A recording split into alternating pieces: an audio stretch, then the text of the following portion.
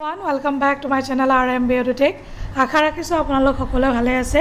আৰু আজিৰ এই ভিডিঅ'টোত আমি আলোচনা কৰিব লৈছো অসম লোকসভা আয়োগ আসাম পাব্লিক সাৰ্ভিস কমিশনৰ দুটা লেটেষ্ট ইনফৰমেশন আৰু লেটেষ্ট আপডেট কিটা হৈছে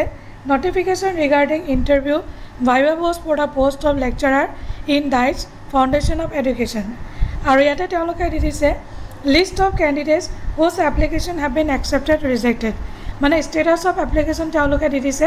আৰু লগতে তেওঁলোকে আৰু এটা notification দিছে regarding interview application টো লিখিছে এয়াসক date 31st of August 2024 it is for information to all concerned that the APSC will hold interview or viva post for the post of lecturer in DICE আৰু তেওঁলোকে দিছে date 9 তাৰিখৰ পৰা start হৈছে একদম 9 10 11 12 13 আৰু 16 reporting time 9টা দিছে 9 am আৰু ইয়াত দিছে kindly note that the candidates appearing for interview or viva post must bring the following testimonials along with self attested photocopies গোটেইখিনি আপোনালোকে লৈ যাব লাগিব SSLC পৰা গোটেইখিনি